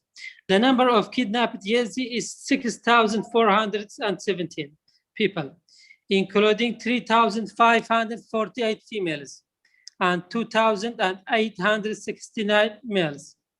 The number of survivors released from ISIS till now is 3,550 people, including 1,206 women and 339 men. Number of female children, 1,049, and male children, 956. We still have 2,764 people missing and who their fates are still unclear. This number consists of 1,293 females and 1,470 males.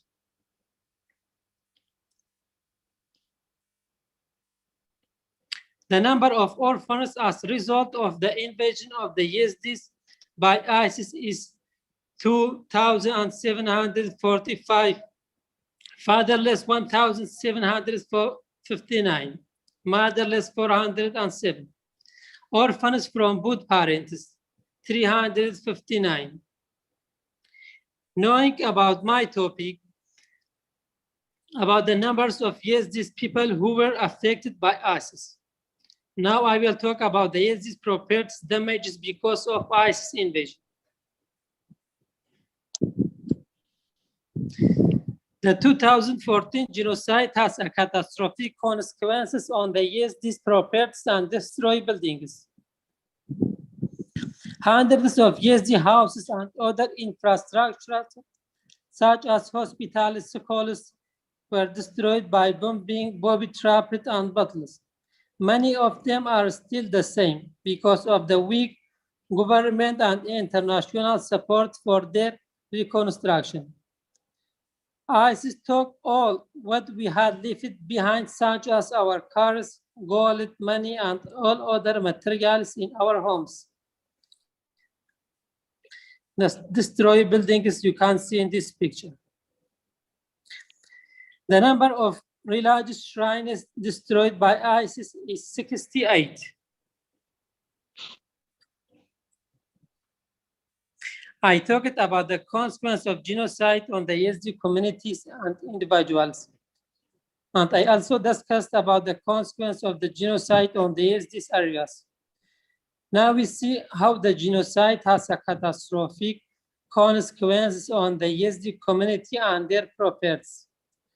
With all that had been mentioned and documented about the genocide, we still believe that these facts are far from the accuracy, and more numbers must be added to reflect the real situation.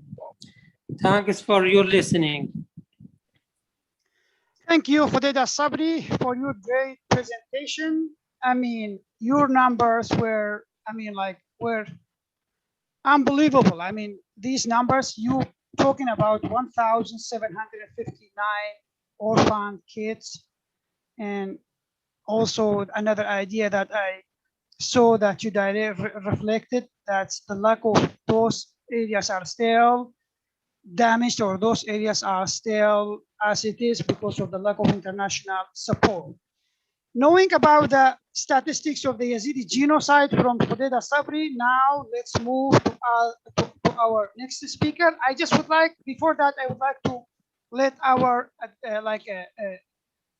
audience or attendees to know that we only have 3 speakers left, so bear us a little bit, give us a little bit of time to be done with this event, and by listening to these 3 speakers. So our next speaker is Dalal Saleh. She graduated from the Faculty of Engineering, Department of Mechanics at Zakwa University, Iraq. She works with the organization as a volunteer. She is trying to help people through education and science. Her speech is about immigration and the Yazidi youth. She would be convincing us today that the Yazidis have to leave their country. Some of us might agree, some of us might not agree, but here is what she would be telling us. Dalal, whenever you're ready. Yes, sir, I'm ready. You are the co-host, Dalal. Okay.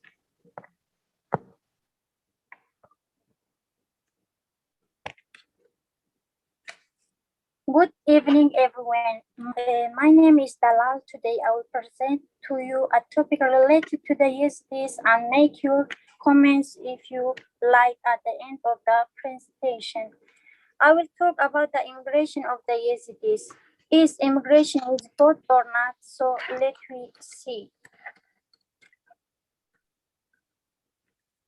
Do you support the Yazidis who immigrate from their homeland or not?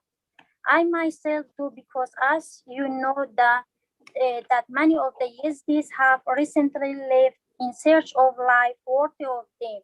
We also say that the immigration is a good thing for the Yazidis as the young people. They are proving themselves, unlike when they were in Iraq. As a passionate youth living in a war-torn country, we hope to get another life chance in another safer country to achieve our goals in life.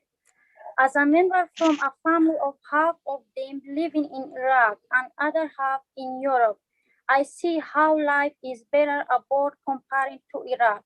For this reason, I encourage Yazidi youth, individuals like me, to have their opportunity in another country. Immigration to another safer country may help Yazidi youth to achieve their goals and dreams. We as young people do not have much opportunity to improve other service because life here is not easy, because there are wars and distractions. On 3 August 2014, we all saw death with our own eyes, and we still remember those ugly days. All those events and things push us to abandon without thinking what will happen to the land of our ancestors. We as Yazidis are one of the minority groups in Iraq. During our history, we have been attacked and discriminated against by other powerful ideologies in the area. They look at us as a second class or even third class people. When ISIS attacked our areas, our youth were again victims of their ideology. They killed our youth male and kidnapped and sex slaughtered our female youth. Today, most of us live in the refuge camps, and again, our youth, they are victims of mental issues and other human rights violations. We do not get our opportunity in this country.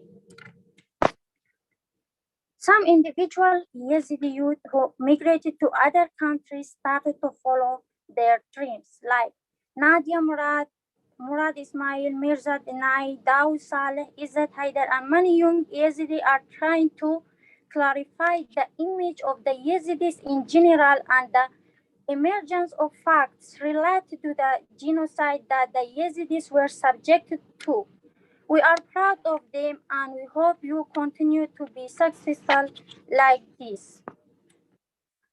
To summarize, I told you about the suffer of Yazidi youths in Iraq. I also motivated you to immigrate to another country.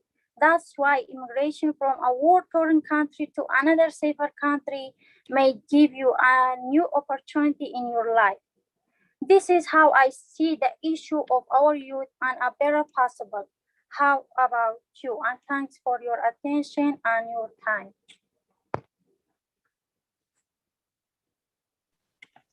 Thank you so much, Dalal Salah, for the great, mature messages that you were telling us about the suffer of the Yazidi community. You mentioned the other ideologies who are looking at the Yazidis as the second or even the third class people in their own country. They are one, as I mentioned at the beginning of this event, Yazidis are among one of the indigenous people that they belong to that land, the land of Mesopotamia. Again, thank you so much for your presentation. And from Dalal Salah, we will move to our next speaker. And our next speaker is Salim Ibrahim. He is a college student at English Department, University of Zako, Iraq. He compares himself to a fruitful tree that can give, help, and support others.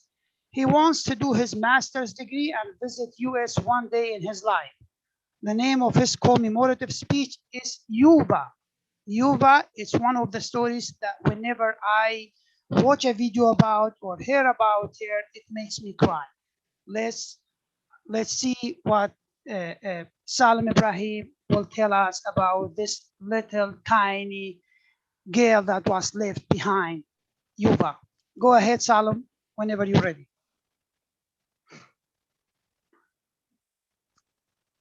Just let me co-host, please. You are a co-host now. Okay.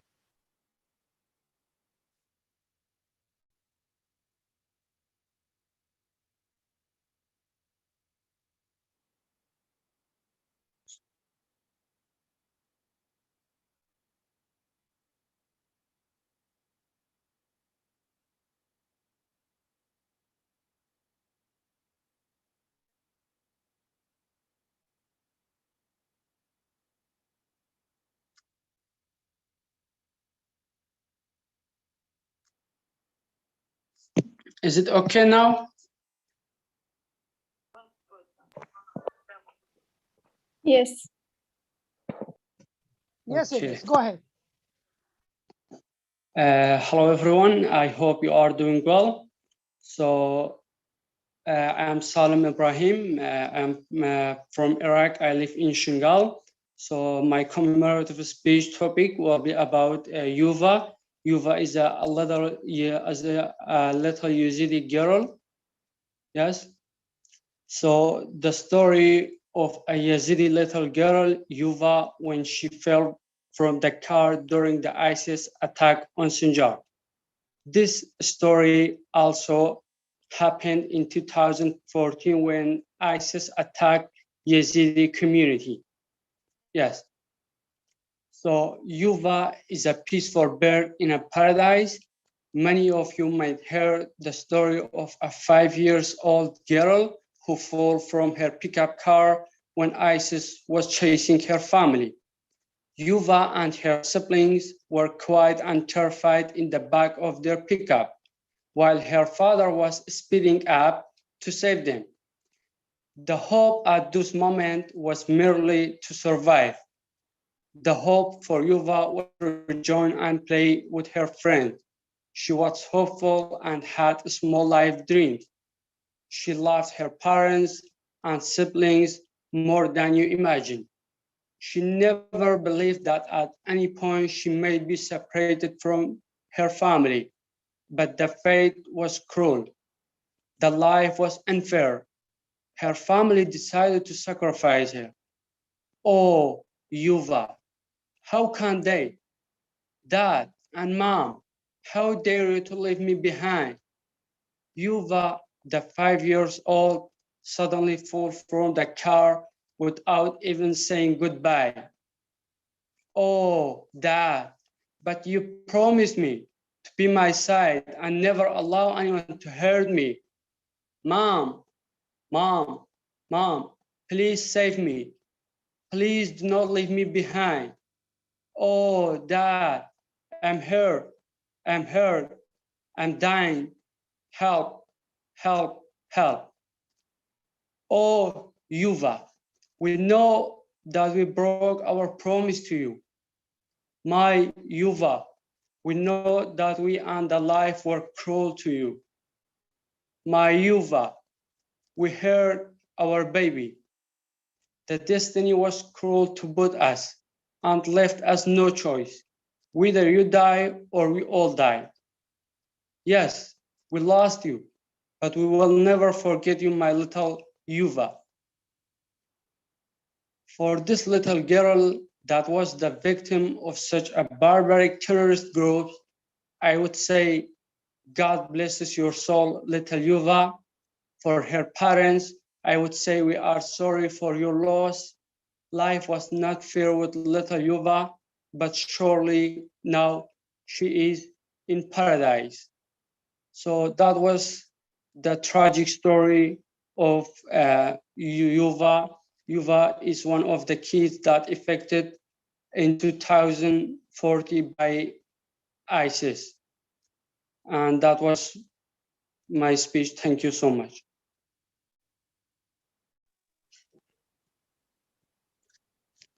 Salam, God bless you and your words. God bless Yuva's soul and our, like condolences and support to her family.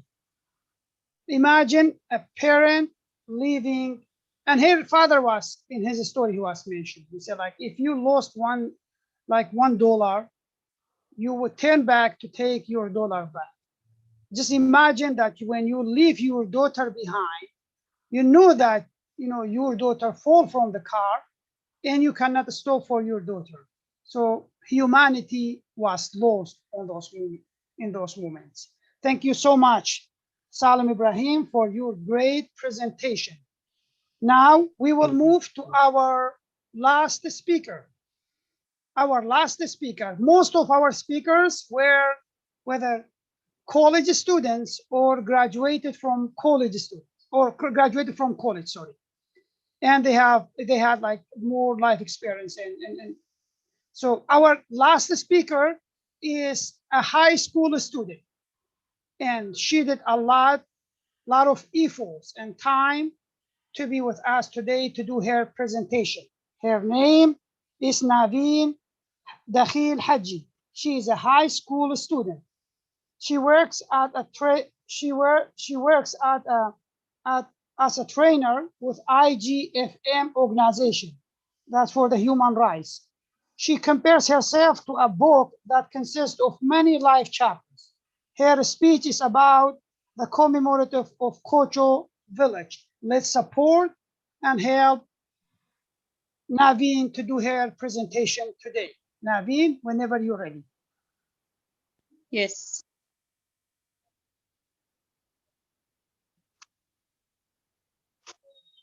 And you are the co-host. Okay, sis.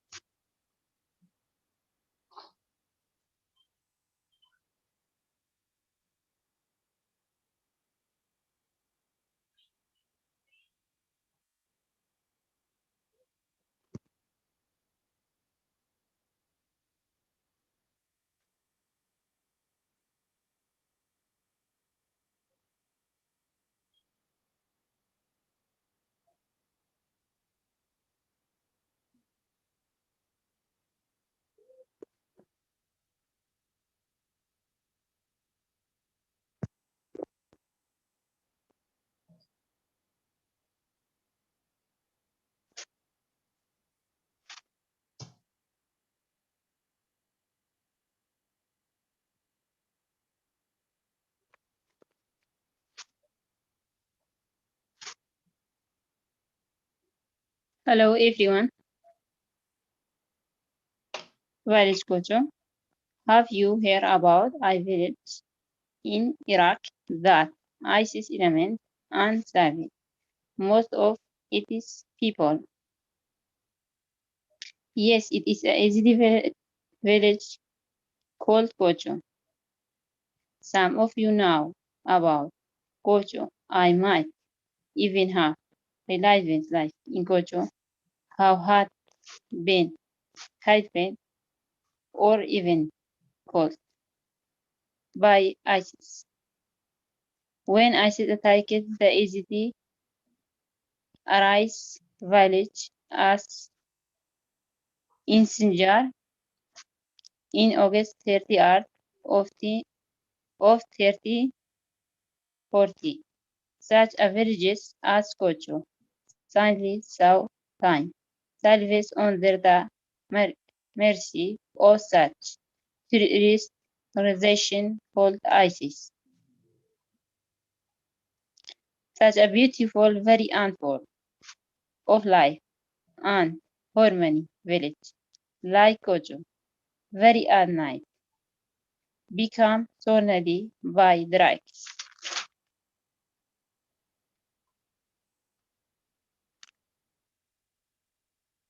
Clouds of dust and turned into market of travellers, their happy days and weddings ever a night, turned into mourning, whirling, and grace.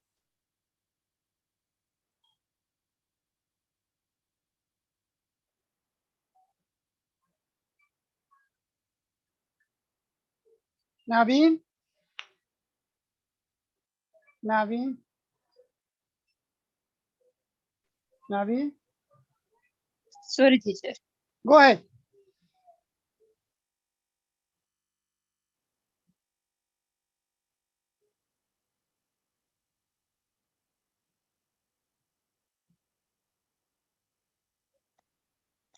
Their happy days and weddings ever I nine, turned into mourning, whirling, and cries of women and kids.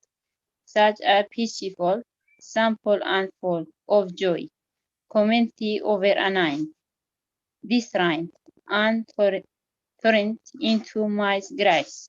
The smell of flowers in their home grinds over a night, turned into the smell of that and both. Their innocent kids were riper from their joy and over a night, comfort and trying into petals.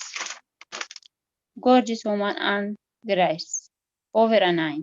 Saw them slavers, reaped and slaved, with all that sight.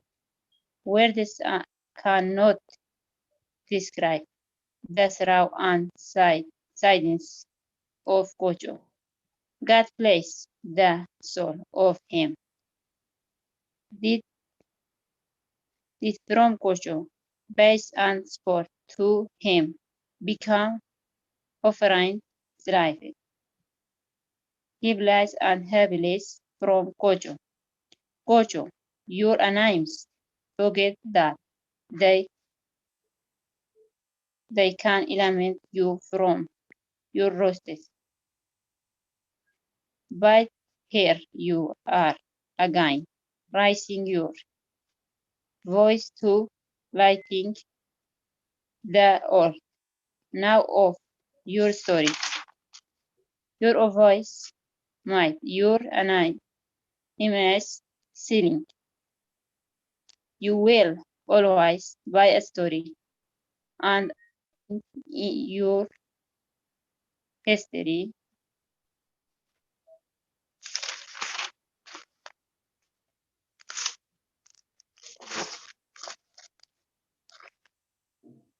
Thank you. Thank you so much, Naveen. Naveen, continue. I see the pieces of hope in your presentation, not only for you, but even for the Yazidi community. You are such a persistent person. I know how much efforts and time and barriers you went over to get to this point. Naveen's speech was the last speech in our program. Again, as I mentioned in the beginning, Chira Youth Leadership Program is among many other programs and future ideas that we are adapting to better help our community locally and internationally. We at Chira will always do our best to equip our youth and to support and empower the minorities, micro-minorities, and oppressed communities. Thank you for attending this event. Thank you for your support. We hope to see you in our future workshops and programs. Chira will always add its touch to the community. Chira is from the community and will do its best for the community. Thank you so much for joining us for our events today. I hope that you guys learned a little bit about some historical information about the Yazidi community and what happened to the Yazidi community in 2014. Thank you so much and have a nice and wonderful night in Iraq and other countries and evening and afternoon in US. Thank you so much again.